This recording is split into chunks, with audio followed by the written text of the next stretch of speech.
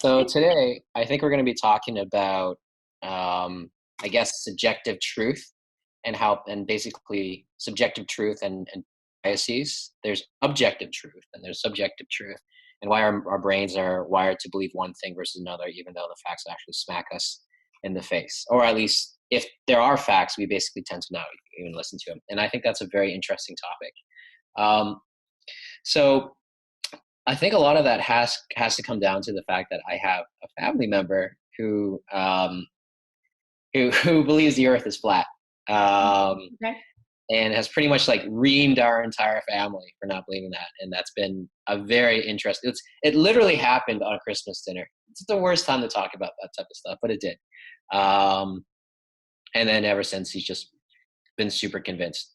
Um, Interesting enough, he's armed with all these facts, and I am not a scientist, so I'm armed with nothing to counteract any of that, right? So if anything, it makes me seem like I'm the sheep, right? Even though he's quote unquote researched it based on the internet, even though the probability of like all these other scientists are pretty low, like the probability of like, sorry, I jumped ahead. The probability of him knowing more than all the scientists as a collective is very, very unlikely. But anyways, Yeah, I um, think that's a great point. Everybody has some facts, right. right? The apparently facts really doesn't give us the truth because we look at the same exact fact and believe truth is completely something different. It can be opposite. You can use the same data to prove completely opposite theories. Yeah, exactly. What's the psychology behind it, and how do we identify that? Like as a psychologist, and do you actually often notice that too? So, for example, with your clients, when they're just not, when they're so distant from the truth, do you ever call them out on that and say, "Well, this is actually what's happening scientifically"? First of all, to the second question, Yeah. I don't consider myself as the beholder of the truth. Uh Like, huh. you don't have the truth, I have it. I don't think it's my position necessarily. That's fair. Yeah. I will bring different perspectives, what it may be, and ask them to experiment with that perspective for a while. Right. And the reason I don't go with like, oh, this is the truth, is because I don't really believe in my capacity as a human being to have like really strong objective truths. Because knowing the brain and how the nervous system works, the brain is, I call it a story making machine, basically. That's what it does all day, every day. Everything it conjures up is a story, I call it, right? Even a color, you can consider it as a story. There's no colors, right? There are different, frequencies of light or even the sounds. It's our brain makes up something and then put it in a coherent whole and then gives it a name to it. So we have the blue, right there.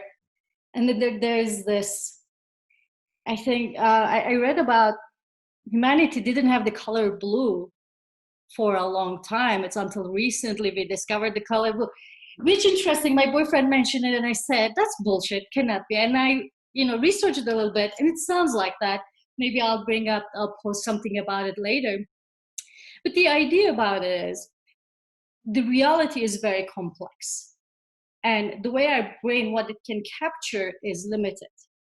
And for us to be able to exist in a complex reality is to simplify it, categorize it, and then create a story so that we can act upon it, that allows us to act in the world, right? It's not like a super complex, I cannot understand, so I cannot really influence it. So we create these simple stories. And this is very useful, we gotta do it. Like we're creating some maps to find our way, right? But then we confuse maps with the actual territory. Map is not a territory, right? Mm-hmm. So the stories does not necessarily reveal the actual truth. Stories is something that helps me to get to where I need to go, right? So that's why even when we look at the truth, scientific truths, you see it keeps changing, right? We create maps, even scientifically. We create theories to understand the reality. And then we start collecting facts that doesn't fit, then we need to change the map, right? Because all we have is a map. not the territory itself, not the landscape itself. Right. So in that sense, I make my best attempt to understand the landscape of whatever we're talking about, but doesn't mean that I'm in that landscape and I know the landscape. So I only know my stories around it. So if you believe everything is a story in that sense, you have more humility about talking about when you're making big claims of this is the truth. Yeah.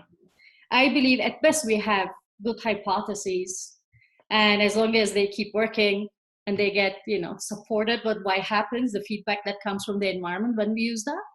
Mm-hmm. And I think it's important to keep an open mind and always be, open to update our stories to fit the landscape better. So we need to improve our maps as we go along. But I think problem that happens, like your relative, Right. I think the problem happens when we forget that it's a map and we believe that we know the territory, right? When we forget that's a hypothesis and we believe it as being truth. Then something interesting happens in the mind. We call it cognitive dissonance. Now your brain is invested in believing that. You already put it as an assumption that this is true. Now the way it perceives all the facts, everything that happens, to support that story, because it already believes it's true. So if it conflicts with the fact, the belief is going to say the fact is wrong. Does it make sense? If it's like a computer, if you program it, this is true, and treat everything else that comes to your way, giving priority that X is true. Yeah. So then the question becomes, why do we have cognitive dissonance? First of all, what is we've heard this a lot, but what's a quick definition of cognitive dissonance, and then why do we have it? So cognitive dissonance is something happens when you have conflicting beliefs or things happen. You have a belief and then there's a conflicting fact, or you have different conflicting beliefs. This creates an equilibrium in the system, in the brain, and it needs to pick one over the other, right? It cannot hold both as true in that moment. So it chooses to reject the fact. So that's the way we lie to ourselves. Yeah. In a way that if you have a political conviction, our brains are more likely to reject all the negatives of the political camp that we belong to and cling on everything is wrong with the other political camp. Right? So we want to avoid, come on, with Trump supporters. Mm-hmm. How many things they need to blind themselves, right? That he does. It's like, I don't want to see that, but there are certain things that's so emotionally moving for them, so important to them, right? They will click onto that, reject everything else that comes with it. And I think it's not only for Trump supporters, it's true for us too. I think it's true for liberals as well. As the same way we want to sit on our, what do you call, high horse? Yeah. With these stupid people. No, we are the same. Right. That's right. We think it's everything that is in line with our worldview is the truth, the right way, and these stupid people don't get it. And I think we are, as limited as everybody else in that sense. Why brain doesn't care about the truth of things and it wants to err on the side of safety? Imagine our ancestor walking around the bush and sees a movement in the bush and the birds fly away, right? There are different possibilities. It may be a bunny moving around the bush. It may be a tiger. And at that point in time, truth doesn't matter. He or she needed to run away. Because if it's a tiger and you think it might be bunny, by the time you're thinking about it, you're too late to run away. Then you're going to die. But if you were wrong, you thought it was a tiger and it was a bunny, what's the cost? Nothing. You live another day. You get scared a little bit, that's it. So the brain doesn't care about the truth. It wants to err on the side of safety. that makes sense, because we don't care about the truth. We just want to survive, and it's just basic survival mechanism. Just make simple observations and take action, and don't think too much, because it just helps us survive. But how do you deal with that, in this modern day, where how do you talk to somebody who doesn't want to listen to the truth? And this doesn't mean anything political. I think even with regards to even perception of relationships, which is something that we're all entangled with every single day, where one person can say that person's toxic, where the other person, the other side is like, no, I'm actually providing feedback, or I'm being critical, or whatever the heck it is, right? So you hear all this talk about get rid of toxic people. Toxic people are terrible. This person doesn't appreciate you. And then you hear the other side, no, that the person made me feel insecure. I'm trying to talk to them. I'm critical of them because this is what needs to be done. And then, it just ends up being like, it's a confusion of being critical versus being insulting. And what happens is that it becomes a simplification of facts.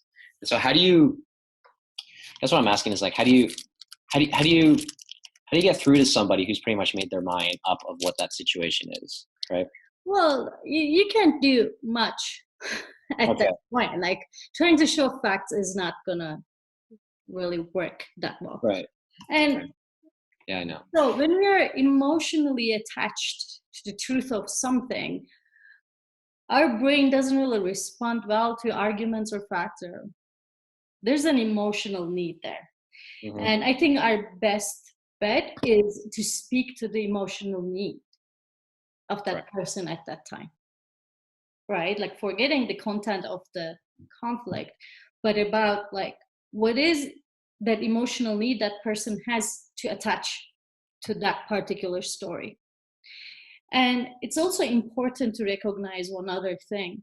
So our autonomic nervous system has different branches, and these different branches have jobs as different survival responses. And one of the most prominent ones that everybody, I'm sure, heard about is fight or flight response. Mm-hmm. And that's a sympathetic branch of the nervous system. So when we are in a fight or flight response, what happens in our body and brain is like the whole system is preparing itself to physically fight something or physically run away. This is not figuratively, this is literally. Now, right? Before you continue on that that thought, and I do want to continue on that, right? You said it's part of the sympathetic branch of the brain.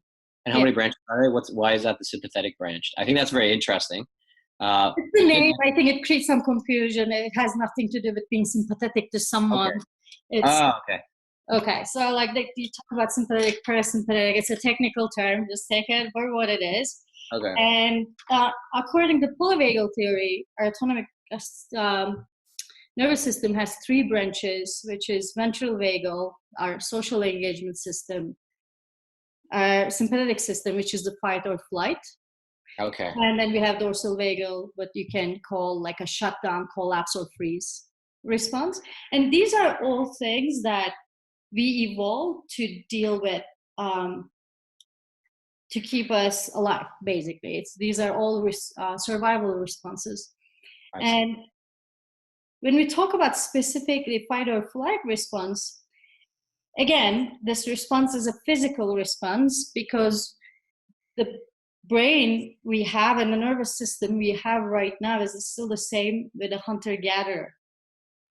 Mm-hmm. We did not evolve after that in the last 10,000 years. We changed our world drastically, but the system, hardware and the software is the same. Right. So it treats threats as if everything is like a survival threat in the real sense. So it doesn't have a system for psychological threats. It responds to psychological threats as a survival threat. Everything is a danger to your life. So when fight or flight system is activated, the whole body is, canalizing the resources to physically fight that predator or run away from it, right? And again, in this kind of a state, thinking, especially critical thinking, let alone not necessary, it's dangerous. The speed is important, not the accuracy, right? We talked about it. If it's a bunny, if it's a tiger, should you be thinking about it? No, you will. You don't know what it is, so you want to act. So what it does is when we're in this state, the resources are taken away from the prefrontal cortex in our brain, which is the part just behind our forehead, that is responsible for critical thinking, making future projections. So anything that is relevant to, deciding what is true or not, having critical thinking skills and questioning it, logic, resides here. And all of a sudden you're in fight or flight response. The functioning of this is taken down. Resources are taken away from it. Mm-hmm. Right? So in that case, when you get threatened, right, in some way, emotional way, psychological way, or sometimes like there's a pandemic around, right? It's a threat to our life, to our social relationships, to our financial well-being. So it's normal that majority of people are gonna be in fight or flight in this way. So what happens? The critical thinking is gone. Objective view of things is gone. It's not just a choice. When you're physiologically in using that branch, then it's not available to you. As simple as that. So that's what happens, especially in relationships, right? We get hurt. All of a sudden, our fight or flight system is active. So nothing you say is actually coming through my brain because my social engagement system is off. You're talking, but I'm not hearing. Got it. Because my brain is not working to hear you. It's not even my choice. It's physiologically, it doesn't allow me to really hear and understand you. Right. And at that point, you go into fight or flight mode. You know what? What's really interesting is sometimes I would see some people, and I've always associated them with avoided attachment, right? Where I would see someone try to like confront the other person, and that other person pretty much shuts down, right? And they just don't say very much. They can't think very much. They're very slow in terms of what they would say. So I wonder if that's related to that. Maybe that person just wants to fly, It is. Give me two things. The reason avoidant people are avoidant because closeness and intimacy can trigger the sense of danger. It depends on early childhood experiences where it felt like it wasn't even consistent, that care was not consistently available to them. So it's again a survival defense mechanism that you're better off if you don't get too close to people, right? Then people being really close to people is not safe. So it can trigger then either fight or flight and sometimes even shutdown, freeze response, where the whole system is shutting down. And it is really difficult when the system is shutting down. It's very difficult to connect to people in shutdown because place of shutdown is like feeling almost dissociated from the outside reality, not wanting to talk, like flat face, almost like dead eyes, and like very slow thinking, slow talking. So it may even take them there, or it may take them to fight or flight. And until they feel safe again, and usually for an avoidant person, they need to move away from you a little bit to feel safe again. The communication starts. That's true. And they move back to safety. Oh, that's very interesting. Well, I guess I assume like avoidant. I thought avoidant had to be for conflict resolution, but I assume avoidance just like in general. They just keep themselves in distance to everybody in general, even in social fun situations, right? I think it's more prominent for like romantic relationships, because I think romantic relationships are taking a similar space to parents, like main attachment figures. Got it. I get it's more difficult in romantic relationships and family relationships than friendships, because I think it's easier to keep friendships at a safe distance. Okay, and same thing with workplace as well, correct? Like you can't really tell who's an avoidant when it comes to like workplace friends or friends. So it mostly shows itself out in relationships as opposed to. It depends, and it's a spectrum. It's not like all or none type of thing, how avoidant they are. Yeah. It's just a pattern of reacting with a danger signal to closeness, the way I frame it. And people have different tolerance levels to closeness. I see. Okay. And then when people say that, so in some situations, when it comes to, so then it comes down to like when you're talking about people slowing down and being on fight or flight, and that would mean to talk to somebody. See, that it just becomes an interesting situation because for some people, they're at the heat of the moment, and it's going to be one of the few times that interact with that person. So you either have to defuse the situation and take them out of fight or flight to have an adult quote unquote conversation, which pretty much means an adult conversation. In other words, means like emotions removed, which is really tough to do these days, or actually anytime. What would you do? Like, how would you do that in a situation where your time with them is finite, as opposed to you're going to see them the next day?